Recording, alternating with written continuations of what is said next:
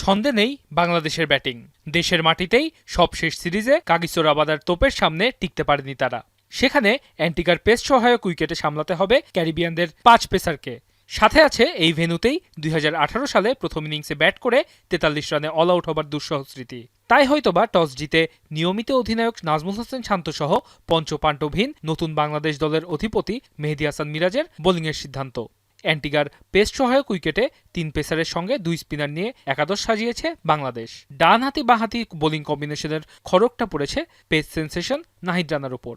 তার বদলে সুযোগ মিলেছে শরীফুল ইসলামের। পেসারদের বল শুরুতে দেখে শুনে খেললেও তাসকিন আহমেদের জোড়া আঘাতে স্কোরবোর্ডে ২৫ রান তুলতেই ২ উইকেট হারিয়ে চাপে পড়ে স্বাগতিক ওয়েস্ট ইন্ডিজ। পরপর ২ ওভারে ২টি উইকেট পান ঢাকা এক্সপ্রেস।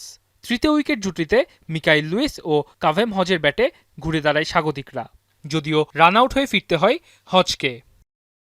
প্রথম ২ সেশনে প্রথাগত টেস্ট খেলা ক্যারিবীয়রা তৃতীয় সেশনে চতুর্থ উইকেট জুটিতে মিরাজ তাইজুলের ওপর চড়াও হয়ে তরতর করে এগিয়ে গেলেও সেঞ্চুরির একেবারে কাছে গিয়ে ৯৭ রান করেই ফিরতে হয় লুইসকে। একই পথ ধরেন অ্যাথানজো। ৯০ রান করেই সন্তুষ্ট থাকতে হয় তাকে। শেষ বিকেলে এই ২ ব্যাটারকে ফেরান তাইজুল ও মিরাজ। ৩ রানের মধ্যে ২ সেট ব্যাটারকে ফিরিয়ে লড়াইয়ে ফেরার সম্ভাবনা জাগায় বাংলাদেশ। দিনের বাকি সময় উইকেট না পেলেও প্রতিপক্ষ ব্যাটারদের চাপে রাখে tiger bowling unit. Justin Greaves এবং জোশুয়া ডি সিলভার ব্যাটে ৮৪তম ওভারে ক্যারিবিয়ানরা ২৫০ রানে পৌঁছালে আলোক স্বল্পতায় তখনই দিনের খেলা শেষ হয়।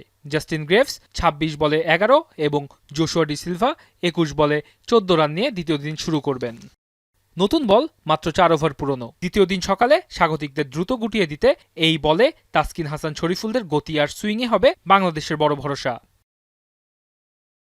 ওয়াসিউল হক পান্থ, এখন।